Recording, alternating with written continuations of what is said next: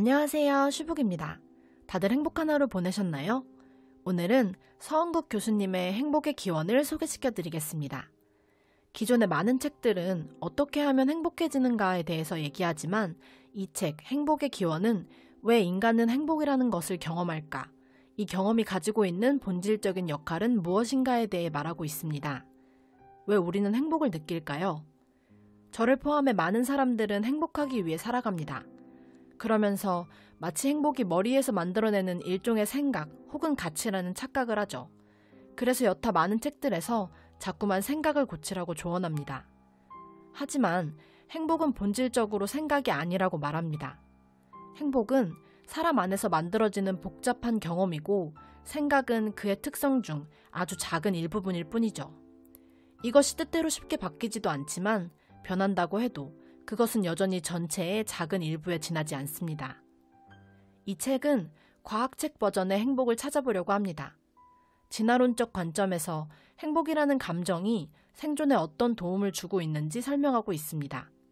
쉽게 예를 들면 인간이 음식을 먹을 때, 데이트를 할 때 행복이라는 느낌을 경험해야 또다시 음식을 먹고 이성에 대한 관심을 갖게 되는 것이죠. 이러한 진화론적 관점에서 보면 행복은 삶의 최종적인 이유도 목적도 아니고 다만 생존을 위해 절대적으로 필요한 정신적 도구일 뿐입니다. 지난 30년간 과학적 연구를 통해 행복에 대해 내린 가장 중요하고도 확고한 결론은 첫째, 행복은 객관적인 삶의 조건들에 의해 크게 좌우되지 않는다. 둘째, 행복의 개인차를 결정적으로 좌우하는 것은 그가 물려받은 유전적 특성, 조금 더 구체적으로는 외향성이라는 성격 특질이다. 입니다. 이 두 가지 결론은 수백 편의 논문들을 통해 이미 검증된 사실이라고 합니다. 행복을 쫓는 많은 사람들은 항상 자신의 인생에서 무엇이 있어야 행복할까에 대해 질문합니다. 그리고 저마다 조금씩 다르겠지만 대부분 돈, 명예, 건강 등 몇 개의 범주 안에 답이 있다고 믿습니다. 그렇다면 과연 행복은 무엇을 가진 자와 못 가진 자의 차이일까요? 정답은 아니요입니다. 인생의 여러 조건들, 이를테면 돈, 건강, 종교, 학력, 지능, 성별, 나이 등 모든 것을 고려해도 행복의 개인차 중 약 10%에서 15% 정도밖에는 예측하지 못한다고 합니다. 그럼에도 불구하고 행복의 10%와 관련된 이 조건들을 얻기 위해 인생의 90%의 시간과 에너지를 투자하며 사는 사람들이 많죠. 특히 돈을 벌기 위해서 말입니다. 교수님은 돈이 비타민과 같다고 말합니다. 비타민 결핍은 몸에 여러 문제를 일으키지만 적정량 이상의 섭취는 더 이상의 유익이 없기 때문입니다. 더욱이 최근 연구들에 의하면 돈은 소소한 즐거움을 마비시킨다고도 합니다. 돈은 마음만 먹으면 무엇이든 얻을 수 있다고 착각하게 만들어서 시시한 것에 마음을 두지 않게 하고 이런 자극을 음미하는 능력을 감소시킵니다. 심지어 사람이라는 자극에도 관심을 덜 갖게 만든다고 합니다. 하지만 중요한 것은 지금까지의 연구 자료들을 보면 행복한 사람들은 이런 시시한 즐거움을 여러 모양으로 자주 느끼는 사람이라는 것입니다. 우리는 인생에 어떤 변화가 생기는 순간과 그 변화가 자리 잡은 뒤의 구체적인 경험을 제대로 구분하지 못합니다.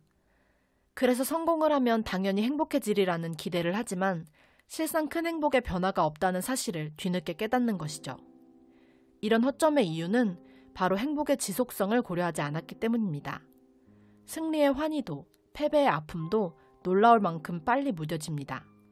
하지만 우리는 이 강력한 적응의 힘을 감안하지 않고 미래를 그리고 있습니다.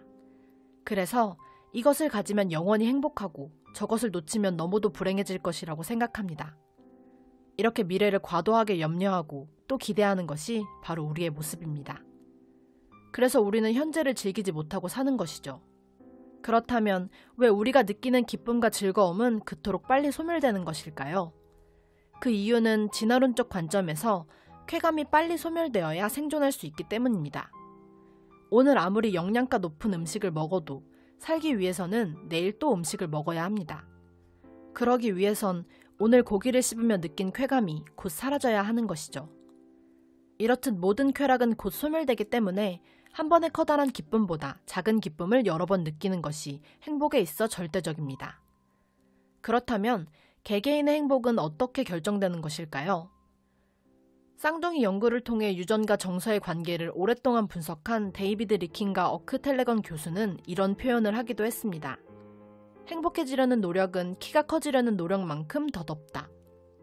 다소 극단적인 표현이지만 그래도 행복에 있어 유전적 개입을 부인하는 학자는 없습니다. 교수님은 학계의 정설 중 일반인들에게 가장 덜 알려진 사실이 바로 이 행복과 유전의 관계라고 말합니다. 물론 DNA가 행복을 모두 결정한다는 것은 아닙니다. 학계의 통상적인 견해는 행복 개인차의 약 50%가 유전과 관련이 있다고 봅니다. 전체의 반. 보기에 따라서는 클 수도 작을 수도 있지만 교수님은 매우 크다고 생각하신다고 말합니다. 왜냐하면 유전으로 설명되지 않는 나머지 반은 말 그대로 행복과 조금이라도 연관되어 있는 모든 것의 합이기 때문입니다. 이 모든 나머지 요인들을 다 합친 것이 유전이라는 단일 요인과 비슷한 비율로 행복에 영향을 미친다면 유전의 힘이 얼마나 큰지 아시겠죠?